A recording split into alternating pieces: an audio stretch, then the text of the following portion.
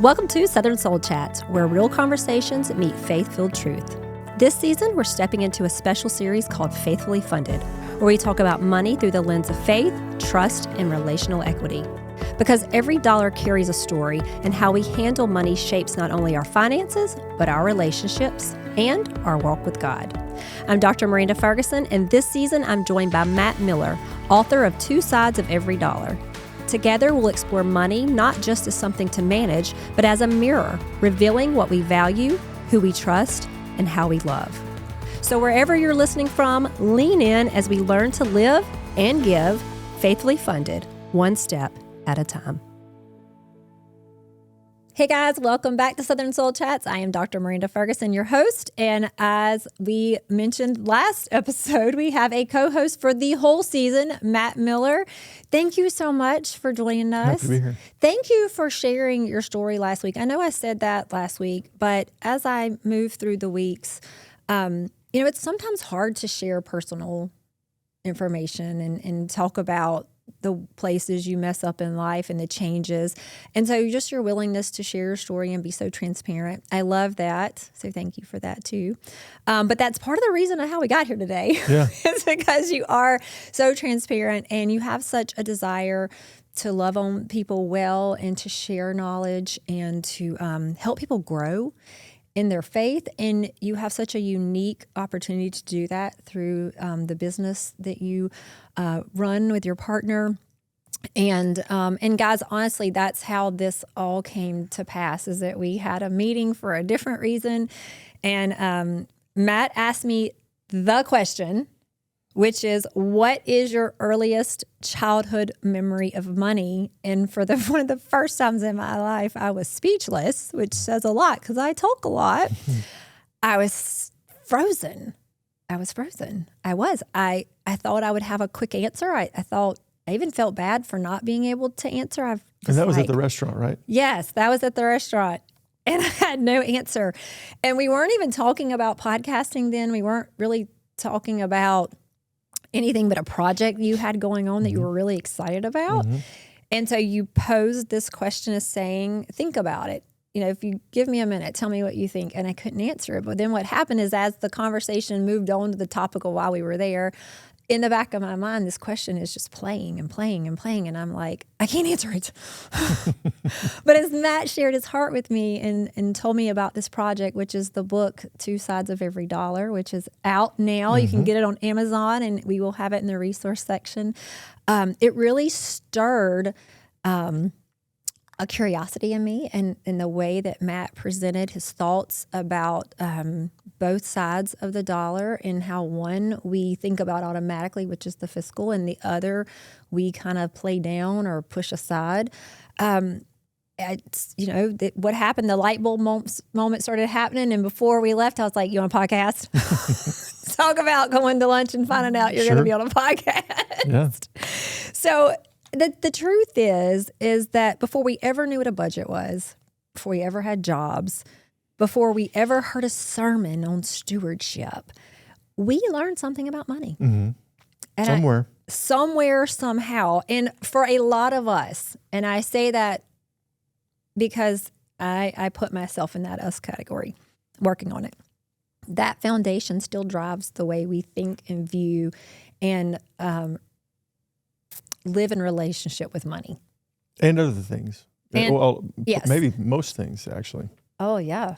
I mean, you may parent like you were parented. You may manage money like you were shown or caught or taught. Yeah. Yeah. You may live life like you were shown. And honestly, that's something that we'll use I statements here. I have lived that way for a very long time, probably this season of my life, the last 10 years, I would say I've broken some generational curses, as I like to call them. Mm-hmm. God's done a lot of work on shifting my perspective. He didn't do that just by himself. He's brought people in my life. This ministry came along, something I never expected to be doing. While I was making plans, God was laughing and being like, I got something better for you. And so this resonates with me because I've lived this. Mm-hmm. I am living this. And so I think, anytime I come across or God nudges and I'm just like, I think this is great, I usually find that it also has something to do with me. And I believe a lot of people feel that way. So that's what we're doing. So today's episode's all about laying down the foundation for what's coming. Matt has a lot of amazing topics he's going to cover. We have a lot of funds ahead of us, I know. But there are some buzzwords, we'll call them, some thoughts, some key thoughts that we want to introduce today to you so that as you begin going through this series, you're familiar, you understand what we mean and the context that we're taking. And so all of the things we're going to talk about today, they all matter because how we think about money is how we steward it. Mm-hmm. And so we want to give you we want to challenge you. That's good. We want to challenge you to maybe thinking differently. Yeah, or maybe accepting some things that you never thought of before, which I guess is the same thing, but maybe just reframed it differently. Yeah, or maybe understanding that Grandma Sue may have steered you wrong. Yeah, I'll run with that. I mean, my grandmother stored cash in Folgers coffee cans, and at a young age, the only thing I knew about that is that when I went and saw her, I was going to get like a $5 bill or something. But even back then, I was like, "Yeah, that doesn't out of the coffee can." Yeah, and I knew that wasn't right, and I was a kid. Yeah, something was off. I mean, I think my kids, if my kids walked in the kitchen and saw me stuffing dollar bills in the Folgers can, they'd be like, "What are you doing? What is going on?" Yeah. So when we say stewardship, I just want to say this. Through studying for this season and the things God's doing in my life currently, my thought process is, and you're going to hear me say this often, is that God is the owner of all things and we are the money managers. And so we're talking about stewardship and not so much ownership a lot of times. Psalms 24:1 says that the earth is the Lord's and everything in it, the world and all who live in it. And so we're looking at both sides of the dollar and how can we do better in general. Yeah, and I would add to that, he also knows the desires of our heart. Yep. So along with that, he also gifted us in various ways. So I think it's super cool in that it's all of these things. It's not just one. It's not just one lane of the money conversation. It's the gifts. It's how you were when you were born, all the family that you're born into, all these things. It's this multitude of different topics to address in that. Yeah, and I'm not saying today that I know what everybody heard growing up, but I just thought for myself what were some things that I remember. I had a single mom, and so I heard a lot of money doesn't grow on trees. Yep. Which it still doesn't, unfortunately. Nope. I'd hear background conversation of, well, we can't afford that. Mm-hmm. Not always so much said to me, but I hear it in the back. I did not hear, but I kind of grew up in the atmosphere of like, we don't talk about money. Mm-hmm. It's not something that's just a conversation that's freely had at the dinner table. That's private, that we handle that separately somewhere, somehow. I don't know how, but voila. Yeah, like, whoa, there it is. Yeah. I have heard many people say money is evil, which we will talk a lot about that this in this season. Lots and Did lots. you hear, shut the door, we're not trying to air condition the whole outside? Oh my gosh, yes. And do you know that I say that to my children? See? I do. I'm like, yes, I do. It just doesn't even matter. Yes, my grandfather had an old home we're from Alabama, in case you didn't know that. But in Isney, Alabama, which you would not know that place exists unless somebody said, there. Bless you when you said that. No, I grew up seeing Tyson chicken farms all over the place. So just very country, a lot of cattle, a lot of land.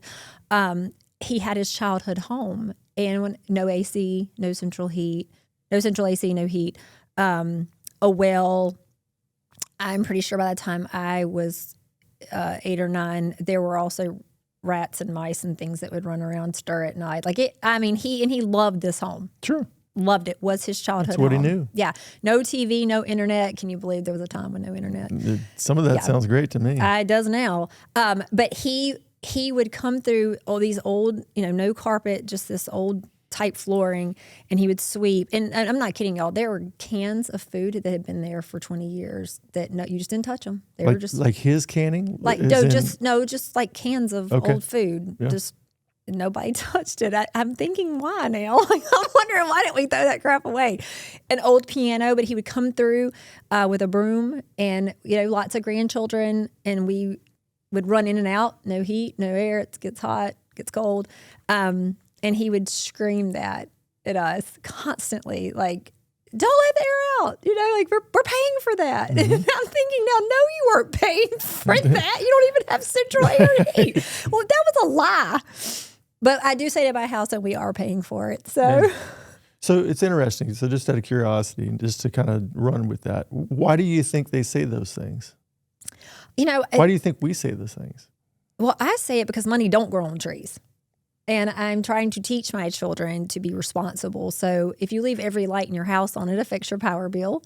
It's wattage. I didn't know that at 9, 10, 11 years old, but I'm teaching my kids to be responsible. When you live in a home, we function, we're a large family, we have a budget, they understand that. That's things we talk about. So I need you to turn the lights off. If you're going to brush your teeth and walk around the house, I need you to turn the water off. I've had a house flood before. It was not enjoyable. I think my grandparents, or if my parents, I think they lived through times like the Depression, and that there was a scarcity mindset. My grandparents had 6 children on a 1-income job. Wouldn't say they were poor, but I would say they only had what they needed, and so they valued things like air, and because that home he had was not the home that they grew up in any further. We went there for what we would call vacations. Oh yeah. To no air and no heat. But he valued that principle. And so even if it was bugs or flies or rodents or a cow, who knows? Who knows what was coming in? That was set in him. And so he was just portraying what he knew about teaching children not to run in and out of the doors, sweeping up all the dirt, having a clean home. And I think that's clearly has spilled over into our home, that, same thing, close the doors, turn the lights out. If there's a mess on the floor, I don't leave it. I have the kids help. They do chores. And I'm not saying that any of those are unhealthy or healthy. That's just my memories of references to money and such, because like I said, I could not give you a direct reference. Sure. Because apparently I lived in the clouds. Well, no, you didn't live in the clouds. You lived in Alabama, which some might argue are pretty close to the clouds. Yeah, they may. Kidding. I'm just no kidding. Tractor jokes. I'm just kidding. We did own some. So, but if you were to take a poll, so I'll ask you this: if you were to take a poll of, say, the people closest to you, 10, okay, how many of them do you think were taught about money growing up? I'd say probably less than half. I don't know if it was a taboo topic. I don't know if because I was born in the 70s, so living in the 80s and the 90s was very different. You didn't have all the things coming at you. Again, life was very different growing up than it is now. Yeah, so I think less than half is an accurate statement. Yeah. And I think it's considerably less than half. And I would also say that there were things, and I'll speak for myself, there were a lot of things, you use the word taboo, I agree with you. There were a lot of things that were not spoken of. In my house, I'm not speaking negatively of anyone, but if I were in trouble or something went wrong, I wasn't going to go to my mother, because that was going to make it worse. Right, yeah. Right. And so you didn't, I know this is a family show, and I will keep it clean always, but, there were things that weren't taught to me. Yeah. And you could call it the birds and the bees. Yep. You can call you can say money. And there were things that were also taught to me that were inadvertent. And I think that's everyone. Yeah, I think it was a lot of like you're a child kind of mentality. Like you're a child, you have your place, and it's not an adult business. Because if I think about my grandfather, because again, my mom was single, I spent a lot of time with my grandparents. I loved my grandparents, godly people. But there was a clear distinction between an adult and a child. Yeah. And there was a time and a place. And most of the time I found out that I didn't belong in the time or the place. I belonged doing children things, which are outside with some toys and a tree.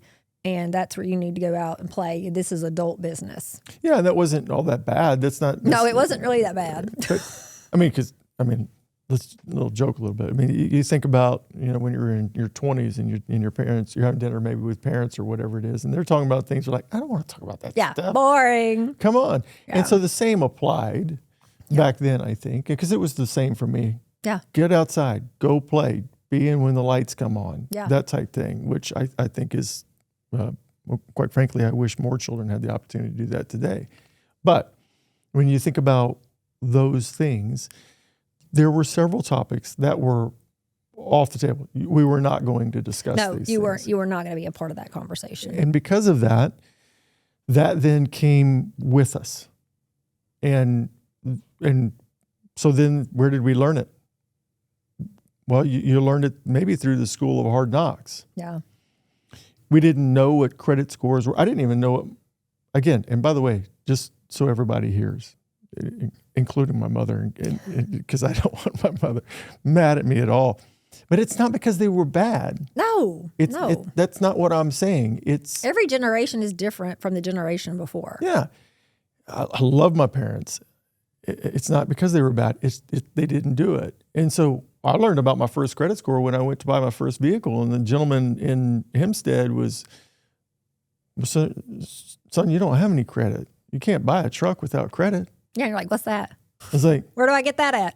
Pick it up what store? What is that, a letter? Yeah. Where do I go get a letter from somebody? My mom need to write you a letter? Man, I'll get you a letter in 10 minutes. It's so funny. So, but same. I didn't know. And Same so here. You had to learn these things. And that's why I asked that question, how many do you think would know? Because not a lot. That is one of the most common things we hear, two of them being, I wish I would have started earlier. Yeah. And I wish I would have been taught this. Yeah. And the things that we learned while we became adults, that's when we started to learn about them, which is fine. However, we were learning, but we were taught things and we caught things while we were growing up. Take, for example, those phrases or the terminology that was thrown out. Money doesn't grow on trees. And so you have that percolating in here while you're trying to learn about money. Yeah. Well, I know it doesn't grow on trees, but I got to go make it. Yeah. So that's all I meant by that thought, and hopefully it spurred on some conversation. Even in Scripture, Proverbs 22:6 says, "Children start children off on the way they should go, and even when they are old, they will not turn from it." And I know you can spin it lots of ways. We just came out of context season talking about let's go read, see what it really means. But I think it's applicable to lots of situations. So here, I think it's safe to say that you could say any impression you get as a child, like you said, where it's money, it's relational issues, it's emotional issues, it follows us into adulthood. We all take baggage into our adulthood errors. Like nobody is baggage free. No. Nobody. It's not going to happen. And I get a huge delight in asking this question to you. Is Matt, what is your first childhood memory of money? So I was raised by my parents divorced when I was 2, and I guess I would say I remember going to watch Star Wars on a very cold, dreary day. I remember eating too much spaghetti one time, and I physically got sick. It's the worst to clean up. And this is a I think my mother made less than $900 a month. Yeah, isn't that crazy? And we lived in an apartment in Houston, and I remember neighbors. I remember my big wheel. I guess all that to say that, she didn't she didn't make much. Right. And we had each other, and we still have memories, and I value that. Yeah. I value that starting from a very humble beginnings, that I got to learn what that means, and I'm appreciative of that. And what's the connection we want to make here is that early money memories, from whether it's fear or lack of, it's performance driven, there's an emotional attachment. It absolutely impacts what we do with our money. It impacts our giving, which would be generosity, hoarding. It affects that. It can cause strife and conflict when it's avoided. Topics are avoided in marriage. So we see that bringing some of this baggage with us into adulthood, if not examined and looked at and even dealt with, can be very detrimental. Yes. I was trying to look for the best word, and you had it. There you go. So with that being said, especially the part about marriage, why do you think, as a body of people in general, we carry so much fear and shame about talking about this topic? I think maybe it stems from how we just talked about it. It was taboo. It was taboo for most of us. It's something we didn't talk about. Right. And for me, and I don't think I'm alone in this, we fear things that we don't know. We fear the future. We fear a lot of things. And if we don't have much experience with something, then we don't know how to do it really, really well, which then that's a performance issue, right? Yeah. I want to excel, and I don't know how to do it really, really, really well, so I know I'm going to fail, and then that failure is going to introduce something to somebody else, and I'm going to be judged for that. There's this whole arena of that debt instrument that Yeah. also spoke of in the book. So, a lot of people say that one of the biggest reasons for divorce and marriage is money, which is not necessarily true. Just like money is not the root of all evil. Like, these are two phrases that you will hear often in our society. And the thing is that when money's not talked about before you get married, or if money's not just even discussed with you individually and figuring out what your ideals, your thoughts and ideals are about money, then it does cause conflict, just like other conflicts that aren't addressed early on in relationship, whether it's friendship, marriage, even raising children, being like-minded. Yep. We refer to that in the Bible, equally yoked. It causes friction. And causes trouble. And so a lot of the times when we would have couples come into couple therapy, we would find that the issue really wasn't money at all. It was the understanding and the purpose and the goal of the money. Lack of communication. It was a lack of communication. Lack of communication is most of the time the most hurtful aspect of relationships. It can ruin relationships. Sure, which is, I clearly state that in the book. Money doesn't have a seat at the table. It is not what creates divorce, and it's definitely not one of the top three reasons. It's the lack of communication. It's the lack of that continuity and trying to build up the relationship. Because in that marriage, there are two people. Yeah. They both brought their own sets of luggage. Got that luggage and threw it in the car. That's right. And that's right. And, metaphorically speaking, I don't care how glamorous you make this luggage. Right. It's baggage. Yeah, it still has one purpose. It still has weight to it. And if that weightiness has not been addressed in a healthy manner, then it continues to manifest like debt. Yeah. And then if you're not talking about it, well, then what is going to happen, because it's human nature, is we either A, shut down, Somebody may shut down. The other one I laugh at. It's like someone at a Mexican food restaurant. It's like speaking two different languages, and so what does one person do? They talk louder. Yeah. That's not the problem. They're still not going to understand you. It's not the volume, sir. It's the fact that you're talking a different language. Right. So to bring some lightness to this, when these things aren't addressed or discussed in a healthy manner, then it's going to come out in some way, shape, or form. And unfortunately, when conflict or stress arises, the thing that is going to be sacrificed the most is a relationship. Yeah. And here's the thing. Like, money doesn't love us. Money doesn't disappoint us or affirm us. And money doesn't respond to my emotions. But yet, many of us treat money as if it can meet my emotional needs. And the deal is you say it in your book, money isn't relational. I think it goes on to say it doesn't respond to intimacy or investment, but we treat it like it gives us all the security in the world, our identity, and our worth. So break this down from that quote. Go into what you mean by the fact that money isn't relational. It doesn't have a heartbeat. It doesn't breathe. It doesn't think. It doesn't have a mind. It doesn't have blood. It doesn't have feelings or emotions. It can't hear you. It can't speak for you. It is incapable of doing any of these things. It is instead a resource or a tool, and I like using both of those. Yep. That is available to us, and we earn it.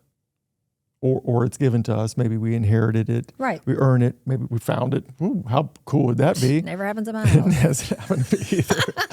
But in some way, shape, or form, it's now under our watch. Right. And so to use the tool metaphor, I like it because you have a hammer or you have a wrench where I can use both in the same. I can use a hammer as a wrench and I can use a wrench as a hammer. I promise you. You can ask my lawnmower that. Yep. Okay, so, but they're two totally different tools. And so we'll talk about the 5 U's later down the road. But that's an example of that. And then from a resource perspective, it's as we earn it, it's not a renewable resource. It does not grow on trees. Exactly. I wish. Now, that's where that stems from. Right. That person who said that went to work at some point, and back then it was either daily or weekly. Not now, not like it is now. Right. They got paid daily, or they got paid every week, and that's why they said that. Because they understood that you have to apply an action to get a payment. Right. This wasn't the healthiest thing to say, but I think it was meant from a different place when somebody would say, clean your plate. Right. Well, it's important to understand that was brought with people too. And there are things that has created in people's lives too. Yeah. Okay. But it wasn't meant to instill harm. It was, I just went to work and that cost money. Yeah. There was a price for that. That's right. Yeah. And so you're going to eat it, all of it.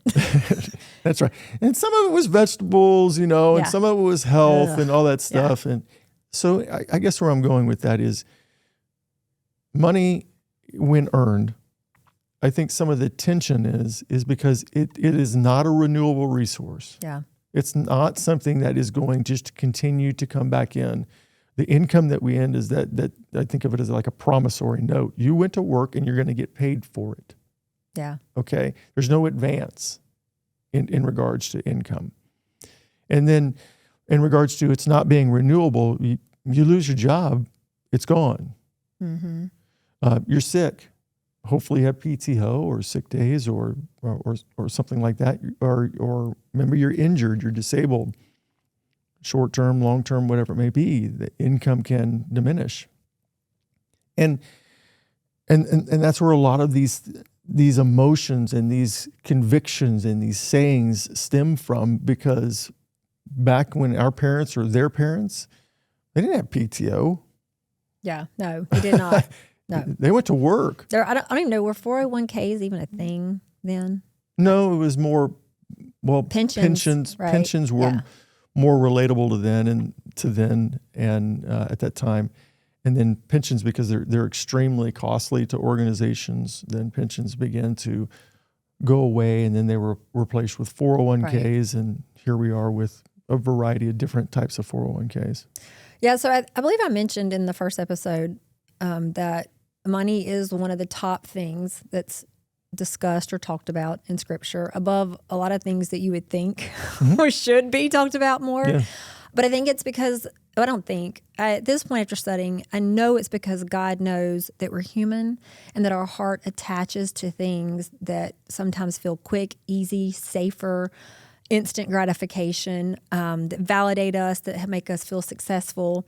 But time after time in Scripture, we see the teaching of the opposite, right? Like Psalm 62:8, trust in God at all times. You people pour out your heart before him. God is our refuge. Saying that in all things, we find who we are in God, not in money.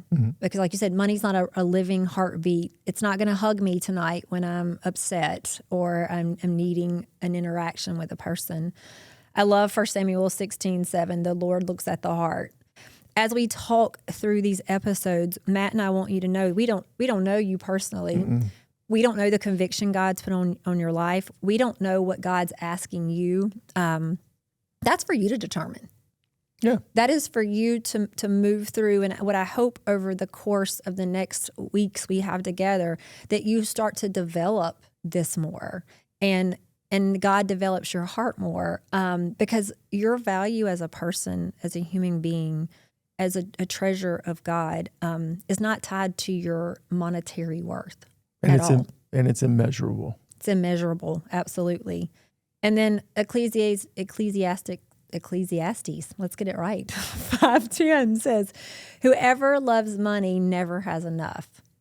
And basically what that's saying to me is that money will never satisfy your emotional needs. I'm not going to sit here and name all the people, but if I look back over just my lifespan of people who I thought in, let's say, an industry where there's money, singers, actors, from the outside, it looks like they have it all. I think we like to believe that lie. They have it all. The money does all the things. But how many has it not been enough? And we've seen people in their lives, or we've seen people do very drastic things, because not that the money is the root of all evil. That's not what it means. You can take that and replace it with an A, and it says that it's a evil. It's just another part of this earthly world we live in. It's a resource that can be misused. Yeah. And there's lots of resources here That can be misused. that are misused. And it's just one of them. But it is the one that's talked about the most. And I think because it can have a grip on our heart. Yes, if I may, I would add to that, because it can have a grip on all of our lives. Yes. So the ripples of this, and I think that's why it's blamed for so many things. But you know what? And sometimes money is said to bring happiness, but we know it doesn't buy us love. No. We know it doesn't do these things. No. And whether it was via song or scripture, we know these things. And I think that's why it's important to remember that it is the love of money that is the root of all evil, because it won't, you can't be in relationship with it. It's not going to fulfill you. Yeah. It is not the what's after the dollar sign that's going to bring value. Just as important it is what that scale tells you in regards to pounds. That's not going to bring you happiness and joy. Right. It isn't. I would argue that if it's numerical in general, that's not going to bring you joy. Yeah, no. It's going to just cause me more anxiety. I mean, how one feels about themselves. Yeah. The value that they seek. It isn't a pound thing. It isn't a money thing. It isn't a numbers game. Right. And that's why I think that pursuing it from a different way is, I think it's healthier. Yeah, our emotions may shape how we view money, but our priorities shape what we do with money. And so that, to me, sets us up for some key, I don't want to say phrases. They're not phrases. They're concepts. Yeah. Key concepts that are in your book that you're going to hear fiscally used and then relationally used. And so I want you to just quickly set those up. I'll give you the concept. You give us the background. Go. It's like a game You show. bet. Here we go. Family Tears. Feud. I'm sorry? Tears. No, As don't in cry. No, don't boo-hoo? cry. Don't cry. The other tears. I.e. Yes. the tiers, meaning the things that I value most. Think of top shelf, and then second tier, and third tier, and fourth tier. So these things that I value most in life, these are the things that are most important to me. And then therefore, because of that, I want to make sure that I'm supporting and investing and protecting in a manner that's different than the things that are second tier to me. Right. And then third, and then fourth. So that's tiers. So like your first tier may be, well, let's just use me. Faith in my relationship with my husband. That could be my top tier. And under that could be my children, and then my extended family, or immediate extended family. And then let's say maybe, I don't know what the next one would be. I hadn't thought it all the way through yet. Yeah, so you could say, so that would be similar to me. I'm not married, but I was, and absolutely, in theory, still would be. I think marriage is, second to a relationship with Christ. Marriage is the best thing on earth, in my opinion. Yeah. So yeah, and then tier two for me, that would no doubt be my beautiful daughter, and I wouldn't say that my friends too, but they're not equal. Right. Yeah. So if there's a sub shelf of So it's like an order. It's an order. It's coming, trickling down. Yeah, or reading from left to right, as we do here in the United States. Yeah. On the left of that second shelf, the most important thing to me in my entire life is my daughter, and then second to her, and then third all tier. the things fall down. Yeah. So why is that important to understand this framework as we move through and understanding stewarding money well, and understanding two sides to the dollar well? Well, if my tier one is my relationship with God, and then my spouse, then it would be important to me that I'm investing in both of those.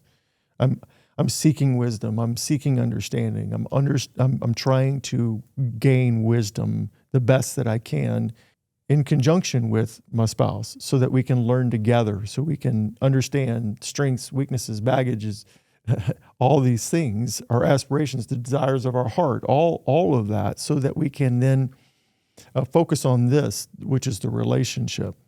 And I really like that visual. I was once told in counseling, in premarital counseling, it was helpful, the visual of the triangle, and that is she, me, and then this is our marriage. This is what we're trying to focus on. Right. And looking toward that. And that's why I think it's important, because my daughter is no less important to me, but that's a different love. Right. And there's several different types of love. Right. Yeah. And so when we're in alignment and our communication is good, and when we're doing everything that, because we're not perfect, but we're trying to do everything we can in step, well, then that benefits our daughter. Right.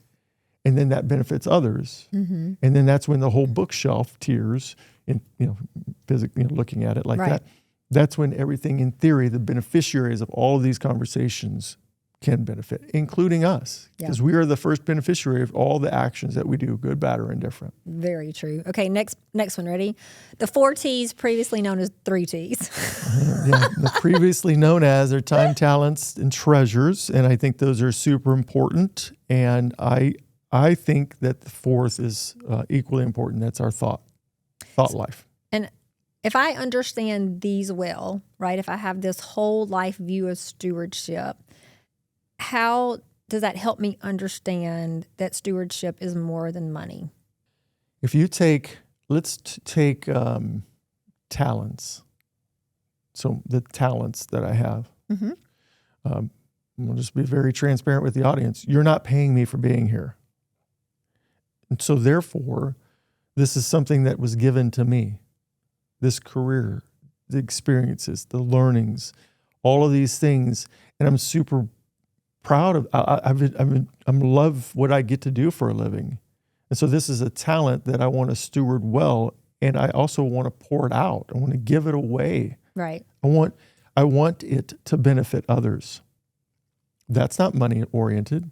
I'm not doing this for the money. If you were, you'd be really sad right now. But that's stewarding, hopefully well, right. something that was given to me. Right.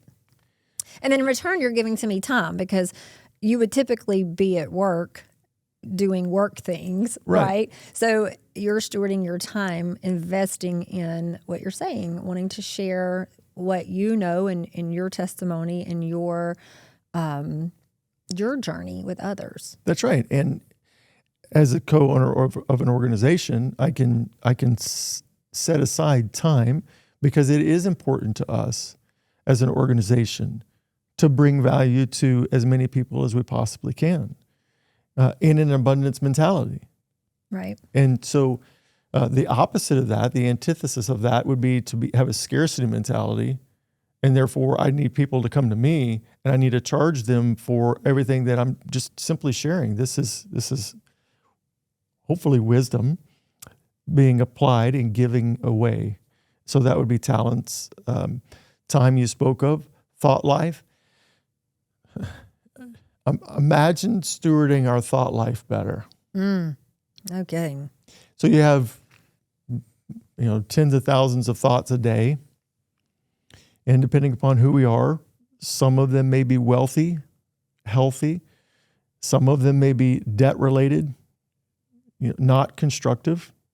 And if we're true to ourselves and looking at ourselves in the mirror, it's on a good day, if it's 50-50, that's probably a good day. Yeah. Yeah. I would say so. And so if we're stewarding our thought life in a healthy manner, if we're not judgmental, if we're not making fun of someone else, if we're not gossiping, if we're not doing all these things, and we're stewarding what we have, that's a good illustration of that. I know for me, this there's margin there for me when you say that. There's a great book called Margin. It's really good. I would encourage people to read it. It really goes into how we spend our time. And so as you're talking about time and you're talking about your thought pattern, I can't help but in this moment think about when I spend my time in the morning having what's, as I grew up, was called a quiet time, devotion, whatever you want to call it. And that how when I take my time, and I have limited time because I just have a lot of kids and school and work, and a lot of moving pieces, choices I've made, right? All my full-time jobs. That when I take that time, I see that spending time in the Word with God, praying, just asking for His provision for the day, daily manna, that I'm a lot kinder to myself and my thoughts and to others. Yeah, and it makes sense to me, because I'm similar. Yeah. I would try to relate to others and say it's very similar to those who go to the gym. Yeah, yoga. And yoga, whatever it is. I love hot yoga. And I learned a lot about myself in hot yoga. I learned that I don't know how to breathe deeply. I know that I'm not going to do a back bend in my 50s. And then I know there are a lot of things that's super cool to me if you think about. Right. To learn these things. Yeah. So once you learn them, what I like even more about that is then to learn how to steward them more. Yeah. Because why not try to get better at it? Yeah. I think that's one of the misconceptions, in my opinion, is I see some that don't think that because they're Christian that they don't deserve to have more, or they can't climb the ladder, they can't do certain things. Where are you getting that from? Yeah. I don't believe ever seeing that or ever reading that. it goes back again to staying in your lane. I think we can't get caught up in looking in other people's lanes and what God's doing in their lives, because that's their testimonies, and God knows their hearts, and God knows what they're doing. We just see this outside view, and whether it's jealousy or whatever it is, or just envy, right? Covetousness. We always want what we don't have, and when we don't have it, we usually cause a ruckus about it to make ourselves feel better about not having it, which never ends well for anybody ever. But it's, again, knowing your lane, your purpose, which is a great way to segue into this, which is the final concept we're going to talk about before we close out, is the triple bottom line, because purpose is huge in triple bottom line. Yeah, so that's a business term, and in the business world, that was something that we'll talk about. I like the idea of there are a lot of best practices in the business world that are applicable to the home life. And one of those is the thoughts of having a triple bottom line. And that is, at the end of the day, what are the three things that the home would like to be profitable in? And the reason I say that is because I'm not referring to necessarily growing the money aspect of it, but you can be profitable in building others up. You can be profitable in fulfilling your purpose. You can be profitable in provision. You can be profitable in health. You can be profitable in all of these different aspects of life. And when we want to do that, because we've created a vision or a mission for what it is that we want to accomplish, that's when all these things can gravitate toward a more successful or profitable life. And there's nothing wrong with this concept. This is an abundance mentality. Yeah, I like that. I think that right there goes back to the different concept. There's lots of books out there that'll tell you how to do your money, how to spend your money, workbooks. I mean, we know people who are very famous in the Christian world who write books, and I'm not knocking that at all. I think that those are beneficial to a lot of people, but to some it's not. I think we have to start with working on our mind and having a healthy concept of money before we can even venture into anything past that. That's right, and that's why I like talking about that from what are your earliest memories or what's your fondest memories, and addressing these things, because whether it's investing or debt or planning or you name it, everything we do stems from something. We caught it or taught it. It was taught to us, whatever. And the more we can then just learn from that and grow that, the better. Yeah.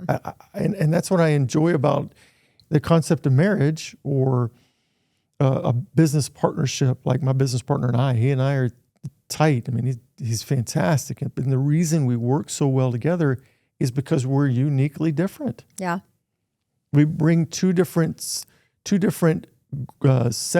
giftedness to the organization. Yeah. So we increase the strength pool. Yeah, I love that. And one might say, well, you also then increase the weakness pool. Thank you. That's a great... But it's the same as in your home. A husband and a wife, they bring their strengths and they bring their weaknesses, but it ultimately, all the strengths together roll out and benefit the family as a whole. Yes, and in theory, because it's not the same type of person, this is often maybe why it said opposites attract, okay, is when you bring different sets of skill sets or giftedness to the business or the home, you increase the strength pool. And in theory, yes, you also have your weaknesses or your baggage that we've talked about. And yes, so that pool exists too. But in theory, the strengths then overlap and overcome the weaknesses. You're stronger together. You're that tricord rope that's stronger than the single cord. Yeah, so our hope this season is that we encourage you to look at both sides of the dollar. Matt's going to give us lots of great tips and illustrations. He's going to walk us through the next episode, the 5 uses of money. We'll introduce those to you, and then we'll start breaking those down and talking about how we do those relationally and how we do them monetarily.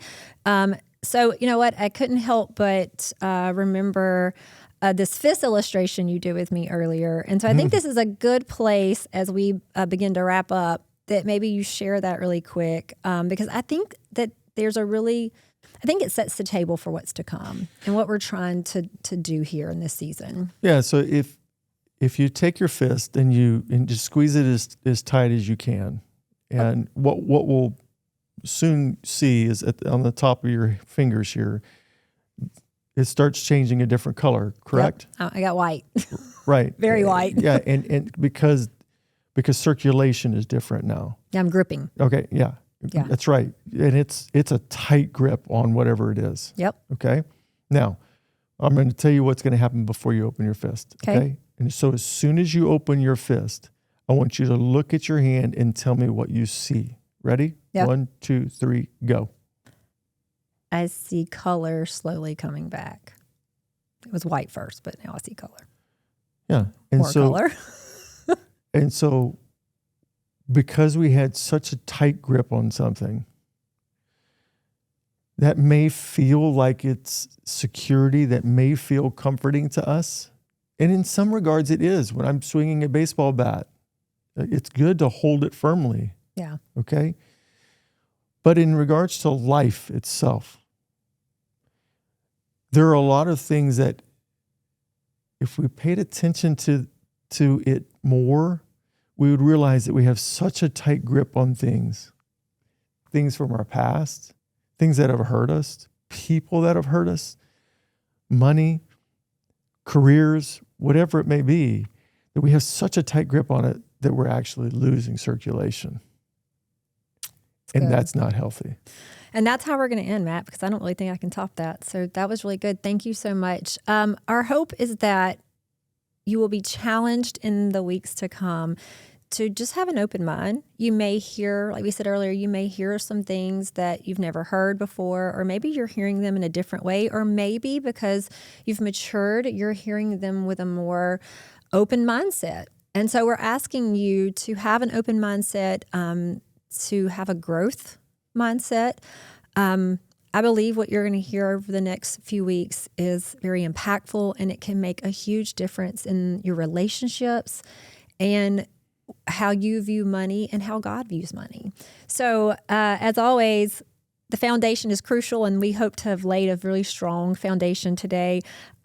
We want you to come back and stick around. Come back and listen to what we have to say. We have 8 more, right? 8 more episodes. 8, 9, 10. I did the math. Yep. 8 plus 2 does equal 10.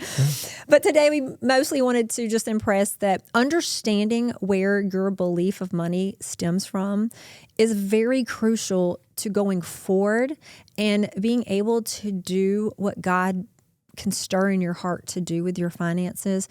And so follow us on social media. We'll be putting a lot of stuff out there, tips and different things through the season. If you have questions, if you want to share what you're seeing God do over the season, we would love to be a part of that with you. And as always, like, share, and subscribe, because who doesn't need to hear something about money?